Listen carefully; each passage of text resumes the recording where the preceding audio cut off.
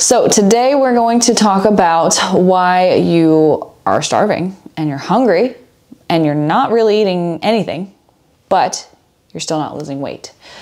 So tell me if this hits a chord, rings a bell. Some of your days look like this. You are waking up, skipping breakfast, having a salad or smoothie for lunch, and then dinner time comes around and you are absolutely ravenous and cranky and hungry, and you are, you have your normal dinner.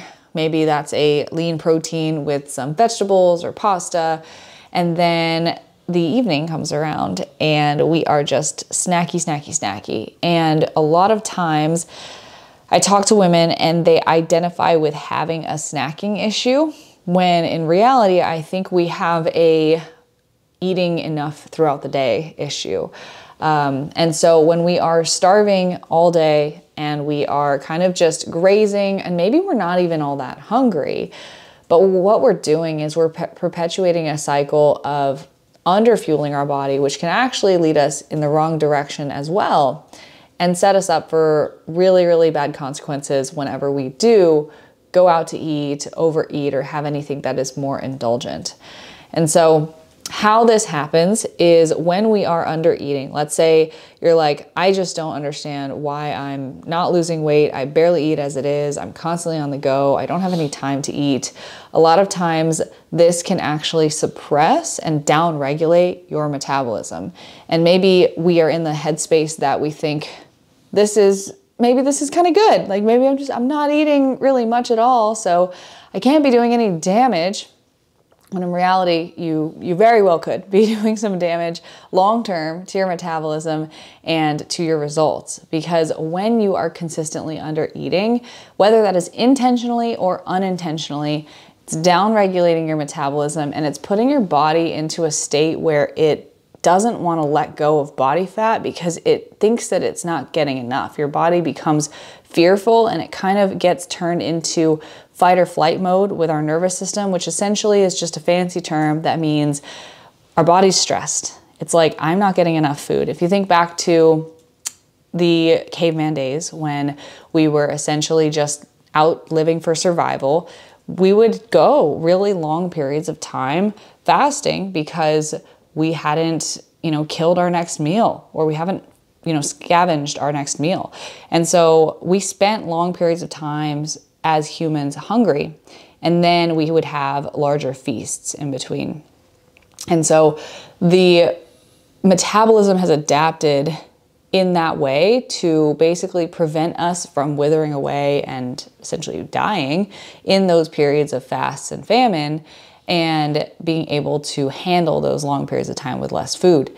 And so when we are essentially like not really eating very much throughout the day, this is our metabolism mimicking that effect of down-regulating, trying to conserve as much energy as possible and holding on to body fat as much as possible because it is not safe to let go of energy resources, right? So if you do that for long enough, you'll lose some weight, but most of the time your body's gonna let go of as much muscle mass as possible because muscle mass is very energy expensive to keep up. If you've watched the previous trainings, listen to the previous podcasts, you will know that that is the case, that it takes a lot of energy to upkeep muscle mass. So your body will try to let go of that, which will also set you up for rebounding whenever you do get to eating more in the future because your metabolism is slower and then you're overshooting your calories. So it really does set us up for a quick rebound anytime we do go out to eat, have anything indulgent, or eat anything that is, say, more calorically dense. And that's where we really get into the cycle of overeating because we've underate and because we consistently undereat. So how we can fix this is, number one, it comes down to having routines and habits throughout the day that allow you to eat a regular amount of food. And for a lot of women, this is more than you think it is. It's more food than you think. It's having a well-rounded, balanced breakfast, having a well-rounded, balanced lunch, having carbs, proteins, fruits, vegetables, fats in all of those meals, maybe even having snacks throughout the day on top of that, then having dinner. And what happens when you do that is you are no longer craving anything, feeling snacky, feeling hungry at the end of the day because you actually nourished your body earlier on.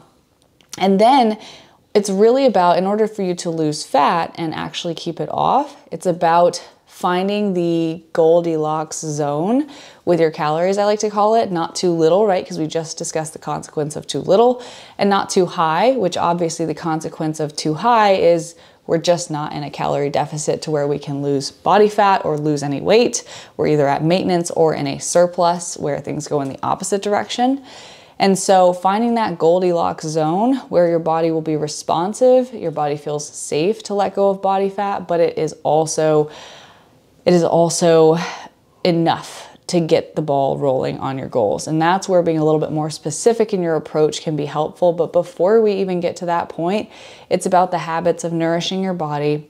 It's about being able to benefit your metabolism rather than restricting it. And again, whether intentional or unintentional, under eating and starving throughout the day and just having that salad or smoothie for lunch and skipping your breakfast and only having coffee as a meal is not doing you any favors. And so one piece of advice that I would give you if you're in that situation, intentional or not, is to just start slowly adding in a little bit more to those first 2 meals of the day, even when you're not super hungry, because you're probably pretty adapted to this routine at this point, and it's gonna take some time to unwork that. So make really, really small tweaks to get more in the right direction of having something to start your day, a larger lunch in the middle of your day, and eventually your appetite signals and cues will actually catch up and help you to perpetuate having those meals throughout the day, and also perpetuate not being as hungry or ravenous at night, because if you are somebody who snacks and eats a lot at night,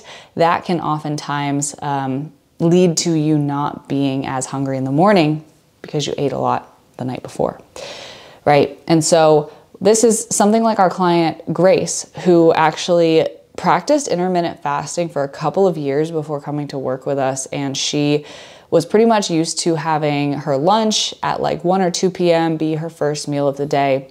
And she realized that she was essentially not able to get enough food in to actually fuel her metabolism to see the fat loss results that she wanted. So she had to start bringing in a breakfast.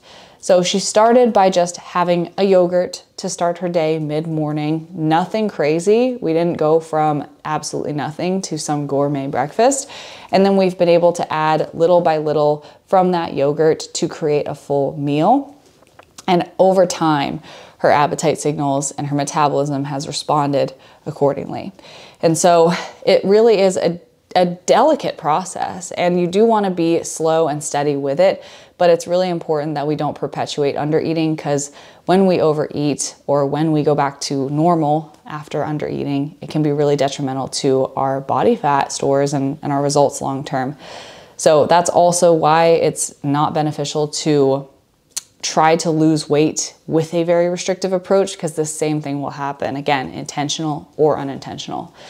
Lastly, psychologically, it could be pretty scary to try to breach this road and eat more maybe, or eat more throughout the day without guidance, because we have only ever tried restriction and starving ourselves to lose weight before. And so it might be really, really scary to kind of try the opposite to achieve the same result.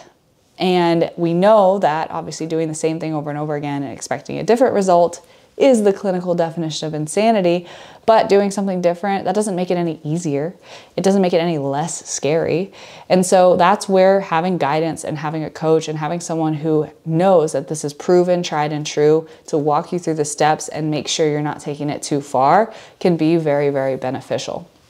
So, like I said, adding it in slowly, going one step at a time, and I would recommend really taking a vet on your habits for your breakfast, your lunch, if you are one of those chronic, busy undereaters, and just start to make little tweaks to those habits over time, and you'll notice a big benefit to your metabolism and to your fat loss results long term. And if you need help with that, definitely reach out and just let us know, because that's what we're here for at Permanent Change Coaching.